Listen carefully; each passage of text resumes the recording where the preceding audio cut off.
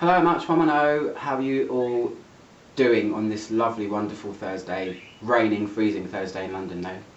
Tonight I'm reviewing a niche brand fragrance. It's by Etat Libre, which translates as orange-free state. On research, a little bit of research, I found out that that was actually a republic in the southern parts of Africa in the 1900s, 19th century. Not really sure what the connection is with the company. I'm not really too familiar with their background, but I've tried a few of their fragrances and I've got a few more as well, a few more samples. But for tonight I'm reviewing RIEN, or RIEN, which means nothing. Literally, it means the word nothing. The company is quite quirky. I like what they do. I like the notes they use. They've got a few things that are quite blatantly English, blatantly named weird English things like fat electrician and things like that. Then they've got a lot of things named in French as well, which is, I quite like looking up the translations because they're weird. But this one is RIEN, which, as I said, means nothing. A lot of their fragrances are play on words, and it seems they're a little bit cheeky, I think, this company, in the way they play around with. This fragrance is very dark and heavy, and it is exact opposite of nothing. It's not feathery, soft and light, it's all of the other stuff. So it's quite cool. It's a Woody Chipois. It came out in 2006. There is another version of this as well, an intenser, that's not even a word, a more intense version of it. Comes in a black bottle. I would like to try a lot of their range, and I probably will in future. So I'll read you what it says on their website about this. I wrote it down.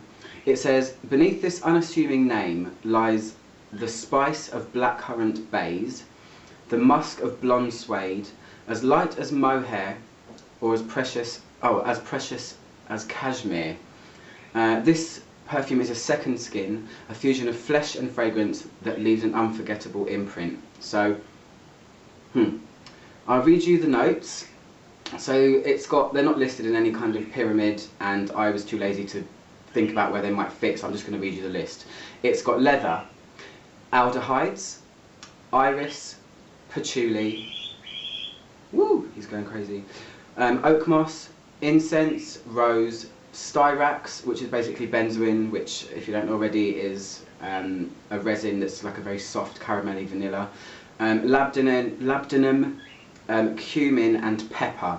So a lot of dark stuff going on there, and then a few softer things thrown in, which I personally think get lost. It also says that it's supposed to have some sort of vanilla / opium accord in the dry down. I don't get that at all, either. So let me put it on my hands and tell you what it smells like. I kind of like it. That was something that's a little bit pretty. So, wow, this is all about the leather, this one. The leather is the real star of the show here, and it's backed up by lots of other kind of dark, intense notes as well.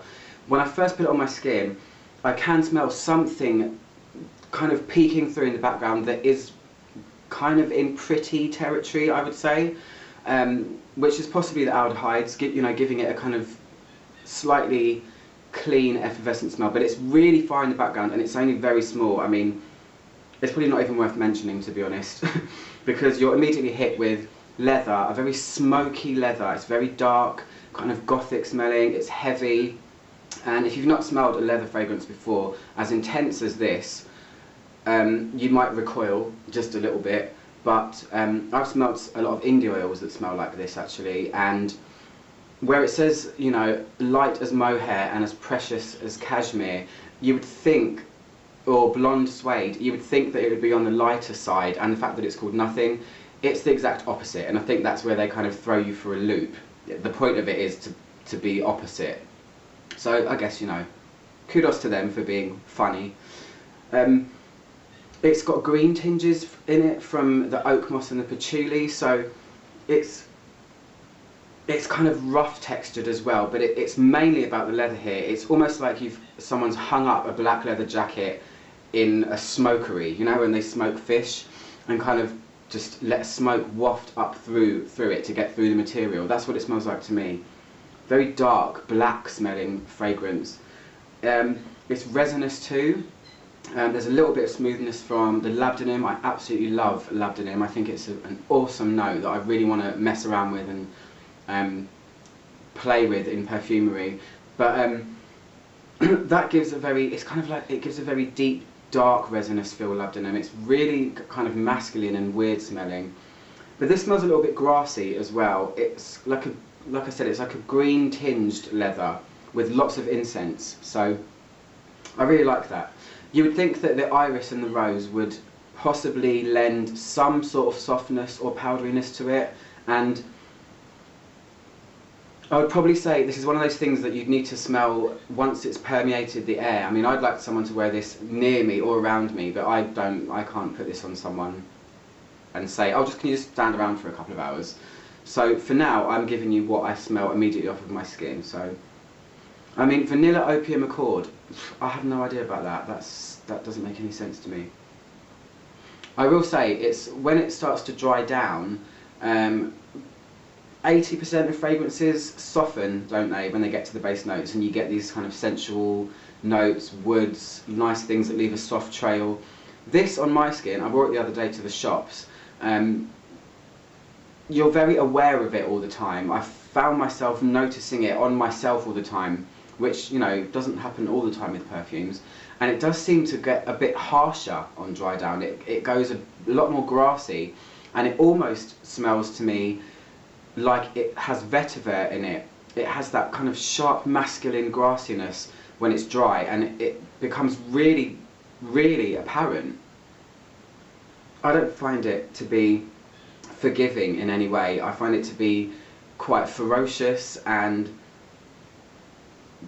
even though it's a unisex fragrance, I should have said that at the beginning, I don't know, I mean, if you're a woman and you're going to wear this, wicked, I would love to smell a woman wearing this. I think it's quite a powerful, dominating fragrance, and go for it. It is unisex, who am I to say anything? I don't know. But yeah, I really like it. I mean, it's not one of their ones that I would buy, because I have smelled stuff like this before, but if you want to smell something that's really leathery and brash and kind of cool and dark, then I would say go for this. It's got a lot of power, a lot of deep notes that give it a lot of throw, and it lasts a really long time also. So that's my review of RIEN by Etat Libre d'Orange. Hope you enjoyed this review. Click up here to subscribe, and I will see you guys very, very soon. Goodbye.